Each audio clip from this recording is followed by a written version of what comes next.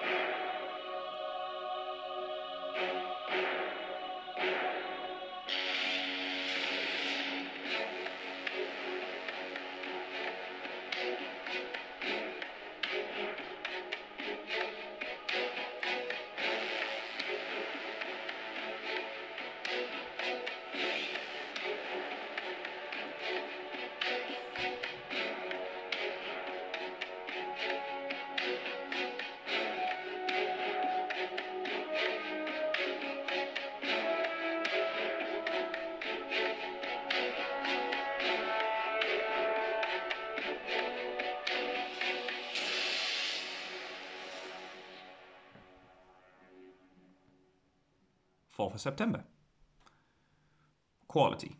Okay.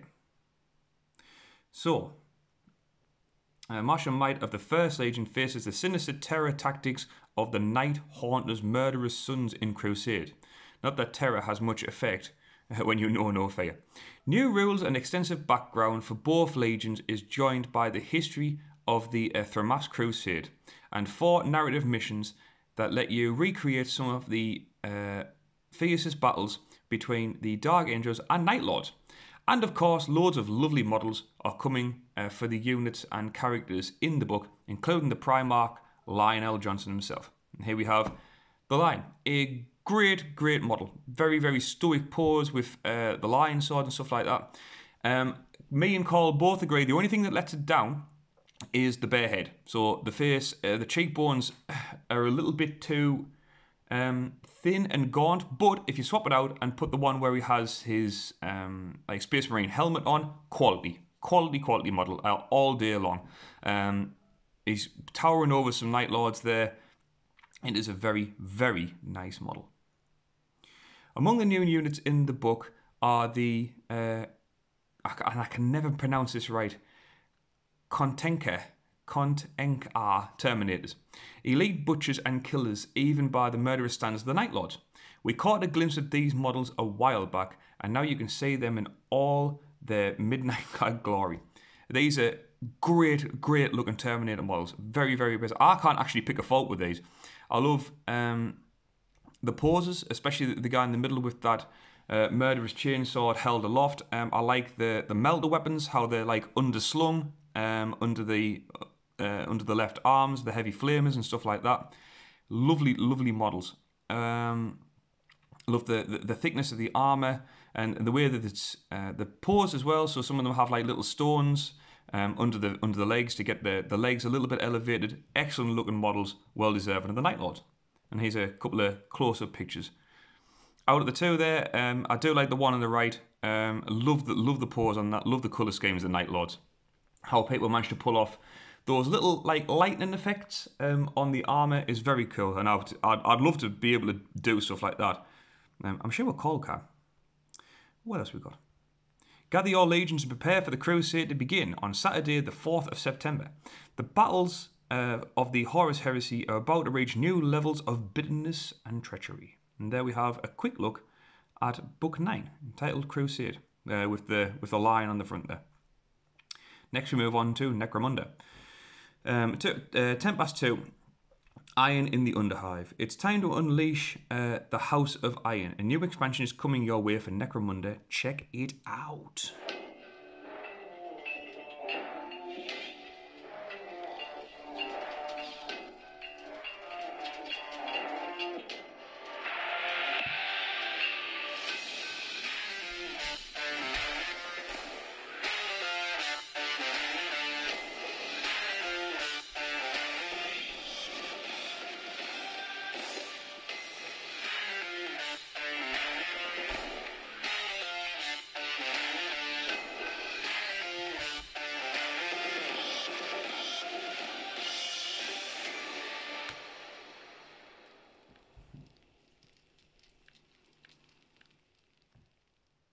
Cool.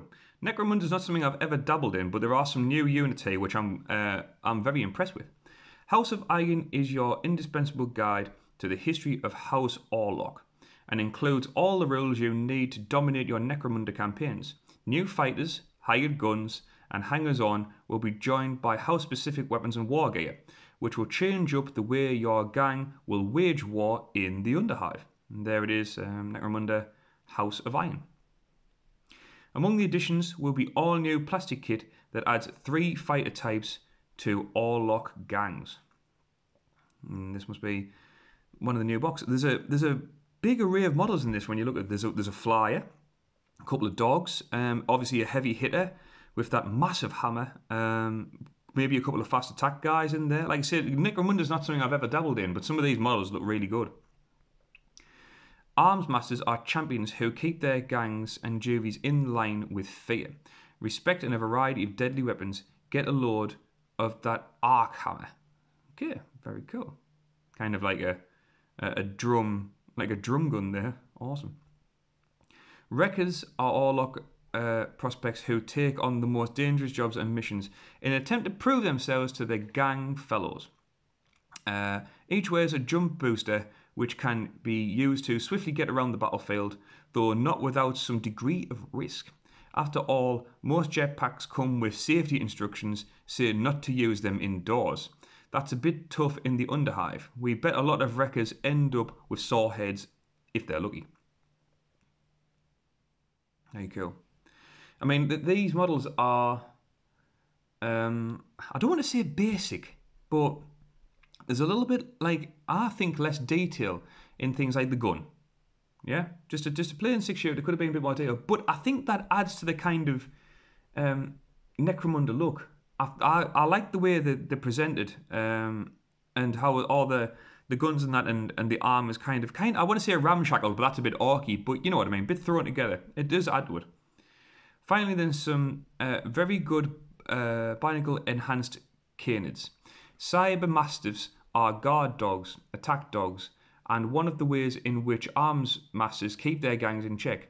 You wouldn't want to have to run in with those jaws, augmented or otherwise. Now these are cool. They make no sense whatsoever.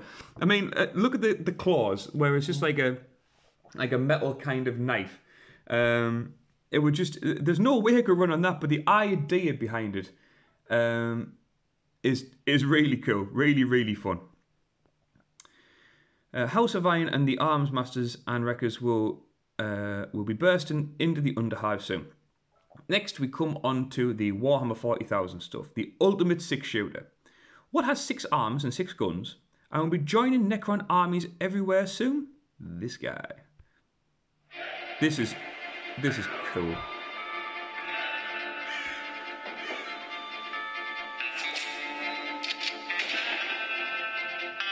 The Magnetic 7.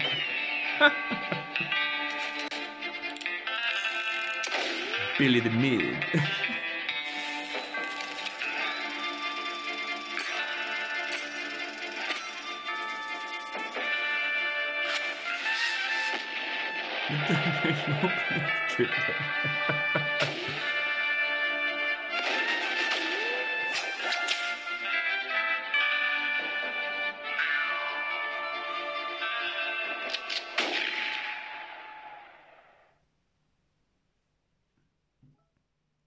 This thing looks badass.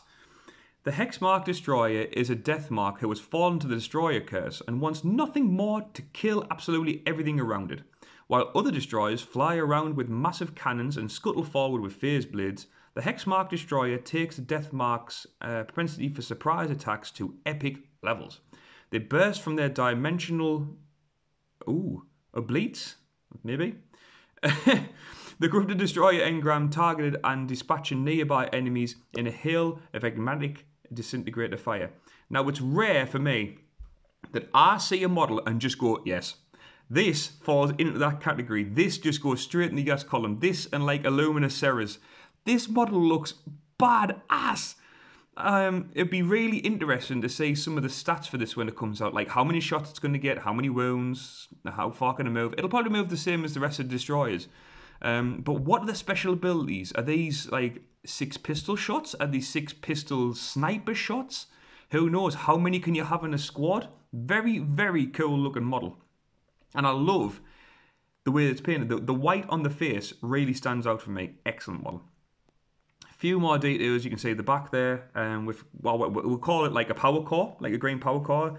The green cables coming off it into them 6 shooters. Mental, man. The new destroyer will make a fun and deadly, very deadly addition to the Necrons, as well as looking immensely cool. Keep an eye or 7 out for this for shortly after the Codex launches in October. So it's going to be out round about the back end of October. Next we have Lifting the Veil. If you've tried the new Crusader rules from the Warhammer 40,000 core book, you'll know that they're a great way to add a narrative element to your games, following your army from scrappy patrol force to all-conquering horde. Soon your Crusade army will have new worlds to conquer, perils to face, and rewards to reap with the first Crusade mission pack, Beyond the Veil. And there is Beyond the Veil. Excellent looking Necrons on the front. Very, very cool. Venture into the Prior Nexus and battle under the baleful influence of the Necron technologies within. You'll be able to play loads of missions at every game size and gain incredible rewards, including upgradable war gear, new battle traits, and more. But beware, for the threats in the Prior Nexus are many. A host of battlefield conditions can affect your games, and dangerous battle scars await. Setting your Crusade battles within the Prior Nexus will give you new narrative opportunities, allowing you to tell the story of your army thriving or struggling within the terrifying celestial phenomenon. You'll also be able to recreate the battlefields of the Prior Nexus and beyond with new scenery kits like Battlezone, Manufactorum, Vertigus. And here's we've seen a few pictures of this before, guys. Just some new scenery that's going to be coming out. It does look very detailed, and I will be picking one of these up. I love a bit of scenery. I haven't painted actually anything in ages. I haven't painted anything like for at least a week. I've been so busy, but this is gonna spur me on. Once I get some more stuff out of the way, it'll make space for new stuff, and this will go right in there. The Battlefield Inner Box expands the scenery found in the new Warhammer 40,000 Command Edition. Inside you'll find 2 double-sided card gaming boards and a variety of thermal pipes, ruins, and new auto-coral transmitter. which is this, I think. Very, very nice. I've already got ideas swimming around in my head to do some stuff with this. Even if I can just pick this up maybe on eBay or something like that, just this single piece, got some really good ideas for this. The contents of this set will be enough to play combat patrol and incursion level games and be combined with more boards and scenery for larger battles. This is just one of the new scenery sets you can look forward to. As you build your scenery collection, you'll want new ways to use it in your games, and the chapter approved mission pack tactical deployment is a great way to do so. So here we have the first kind of bit of chapter approved. Mission pack tactical deployment, master terrain to control the battlefield. The pack contains 18 new match play missions which allow you to bring your own themed terrain and use it to create a balanced battlefield alongside your opponent for close fought games. This is perfect for any Warhammer 40,000 player who wants to add a new element to the battlefields. It also makes it much easier for event organisers and clubs to run tournaments. No need to paint 500 ruins to populate the table, run a tactical deployment event, provide tables and a roof, and the participants will bring the rest. Both of these mission packs and loads of scenery will be available soon. Keep your eyes peeled for more information. Next we move on to Warhammer Age of Sigmar Warcry, Into the Catacombs. The Bloodwind spoil is a brutal and bloody place where the war rages almost non-stop. Now it's time to delve beneath those ravaged lands and take your narrative warband battles to a new level that will explore the fascinating setting of the 8 points in a whole new way. And save this video. This video didn't work earlier on when I was pressing it. Let's see if I can get it to work now. No, unfortunate that one. It must be something to do with the website.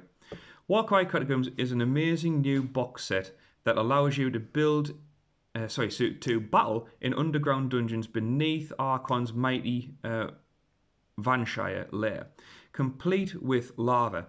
It's packed with amazing scenery that lets you recreate the perilous environments below the 8 points, with doorways, bridges, shattered pillars, and more. It's like a mix of Warhammer Quest and Chaos Fortresses. In other words, terrifying and glorious. Cool. And there's the box set, Catacombs. Fighting over the terrain in the box are a pair of warbands with you might just recognise from previous previews. The stealthy elves of the Canaanite Shadowstalkers, which is, I'm guessing, this one, which will also not load. Maybe it's something to do with some of the pictures that are lower down. That bottom bit there, where it's kind of like a tail, kind of like a robe, the purple bit, looks like the front of a Luminoceros. Is that Games Workshop reusing parts? And literally on fire, Scions of the Flame. Now that looks cool. That's a cool looking model. It's kind of like a samurai warrior that's on fire. That's cool, man. This is a great way to start playing Warcry and includes the core book as well as a brand new set of rules for fighting dungeon battles. Alongside these are a host of campaigns for your warbands to embark on, with suitably epic rewards. Of course, all your existing warbands can take the Catacombs for a fresh challenge too, and the 2 new warbands can be used in your games of Warhammer Age of Sigmar. The terrain mixes a classic fantasy dungeon aesthetic with the distinctive look of the Mortal Realms, with doors to hide behind, dungeons to traverse, and much more. If you're a coward who's scared of lava, you can also flip the board and use some of the other terrain for a more traditional 8-point style Warcry game. And there we have. That is a very nice looking board. Very, very detailed. Never played Warcry. I don't actually know anyone who owns Warcry. There probably will be someone out there, but I've never played it as of yet. And there's some artwork, some big old models at the top there. Big old ogres or something maybe on the top, and a guy at the front with a massive flaming axe. Quality. This with the other side. A little bit of scenery there, minus the lava, but also still very good. You'll be able to venture in the Warcry Catacombs if in the not too distant future, being sharpening your blades. Next we have Warhammer Underworlds. The global Warhammer Underworlds community has grown and thrived over the last few years. The ultimate competitive miniatures game goes from strength to strength. As soon as you'll be able to explore loads of new factions and cards. We knew a new season was coming, A bit later than expected thanks to the global situation, and now it can finally be named. Let's have a quick look at this.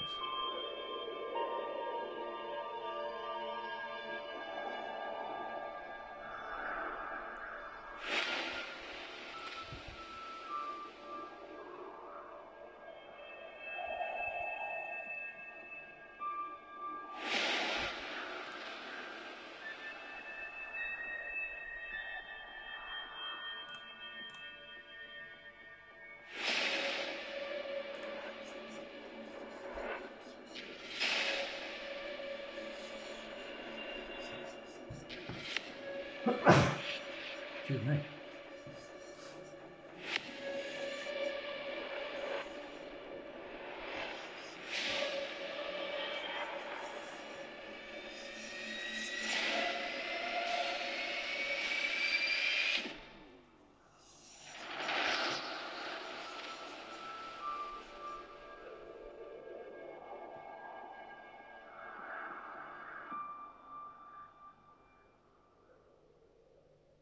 Very dark, very mysterious. The Diagasm box set contains everything you need to play, including 2 brand new warbands that represent the darkness and light of the mortal realms. The Slaneshi Hendotes of the Dread Pendant entered the living mountain in search of Slanesh, and now revel in the sensations of endless slaughter, death, and rebirth. Ranged against them are Miria's Purifiers, a band of Lumineth realm lords pledged to calm the mountain's growing wrath. Okay. Of course, that's just the beginning, and over the course of the season, there'll be loads of models and cars to choose from, including the single most requested Warhammer Underworld warband. The Skinkies! The lizard guys. Oh, that's a cool looking model. Look at the detail in the wood. That's excellent. He's well camouflaged, but look closely and you'll see Apatal, a chameleon skink. Yep, the Seraphim are coming to Warhammer Underworlds, ready to claim victory in small-scale tactical clashes. We'll be bringing you plenty more news about Die Eshem and what it'll bring it to the game over the coming months. But there's something else for all Warhammer Underworlds players to look forward to before then. Arena of Death. When a one-on-one clash just won't do it, the Arena Mortis awaits. Grab a single fighter and face off against between 2 and 500 players in a fast-paced and brutal hunt for glory. Okay. Kind of like a tournament-y looking thing, really, I think. Expanded on rules, first present in White Dwarf, Arena Mortis contains everything you need to use your existing fighters in thrilling multiplayer clashes. You'll build power decks and battle to death with a single fighter and beyond, as the only way to gain glory is through kills, and no warrior stays dead for long. The double-sided board is perfect for Arena Mortis battles. It can be used in any Warhammer Underworlds game. Likewise, the 40 new universal power cards, 20 gambits and 20 upgrades will shake up your decks in every player format. Arena Mortis will be coming your way in September. Keep your eyes open for lots more news and for fighters sneaking up from behind you. Next we have Age of Sigmar. Prepare for Shadow and Pain. Since the Age of Myth, the elves have, on the whole, taken little interest in the great events ravaging the mortal realms. These inscrutable beings have focused on their own agendas, like the imprisonment of a certain chaos god.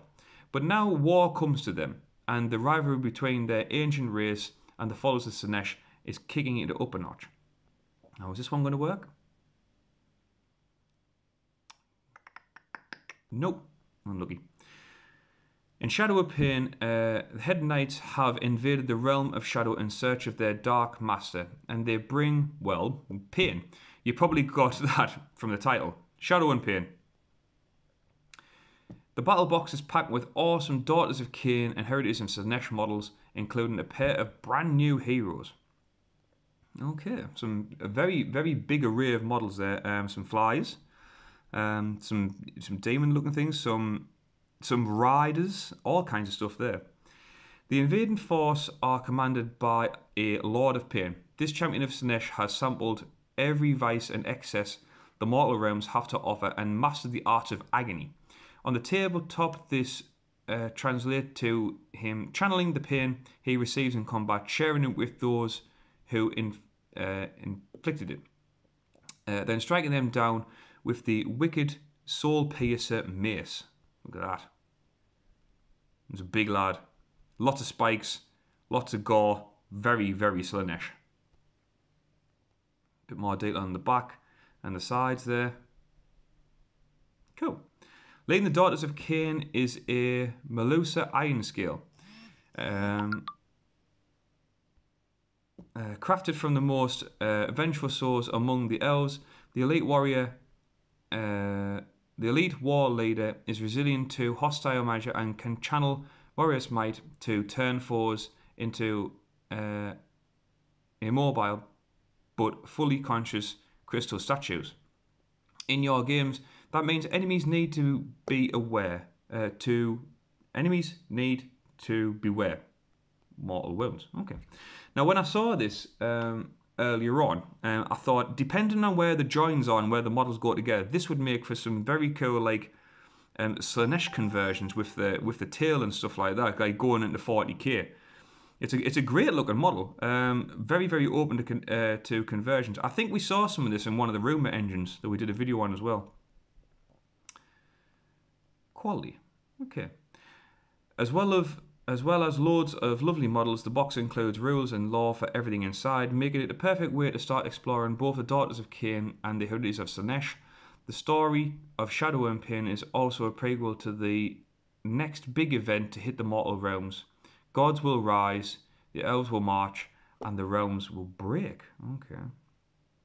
And if we have Broken Realms. The Realm Gate was, much important, the Soul Wars, Wrath of the Ever-Chosen. The vast ongoing story of the mortal realms has encompassed many great events. To break it down, the Stormcast Eternals ushered in the Age of Sigmar, driving back the hordes of chaos and our civilization to return to the mortal realms in the form of great cities.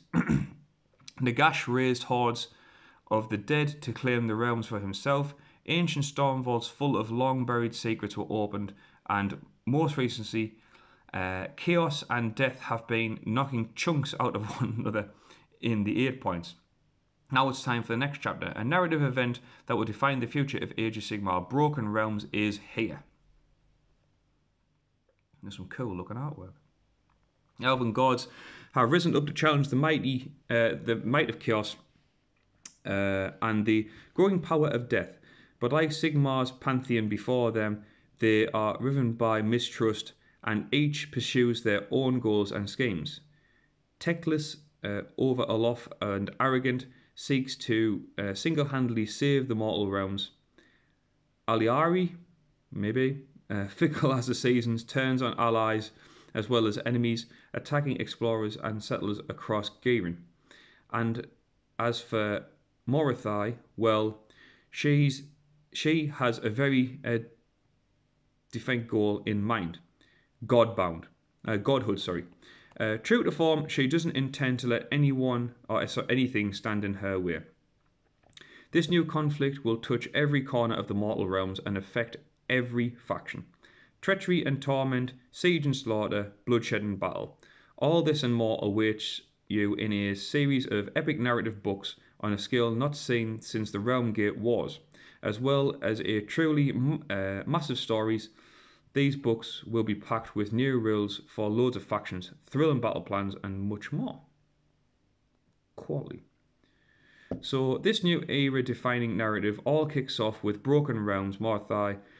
Whatever army you play and whoever your alliance lies with, prepare for war as the Daughters of Cain come into conflict with not only the force of chaos, but former allies, both elven and clad in Sigmarite. That's it. Thank you for joining us. Head to our Facebook, Twitter and Instagram pages to tell us what you're most excited about. It's okay, everything is an appropriate answer. If you're not signed up to the Games Workshop newsletter, make sure to subscribe now to get you information about everything we reveal today in a whole. But that's it, guys. Very long video, loads and loads to go over, but honestly, thank you very much for watching until the end if you're here. If you're new to 40call, we post Warhammer 40,000 content videos every single day. Things like news, hidden tips, reviews, painting videos, unboxing videos, all sorts. Basically, we love 40k. We know you do too. So if you do love us 40k as much as we do, subscribe to the channel. Be part of a channel that's growing very quick, very strong. And help us push towards like 500 subs.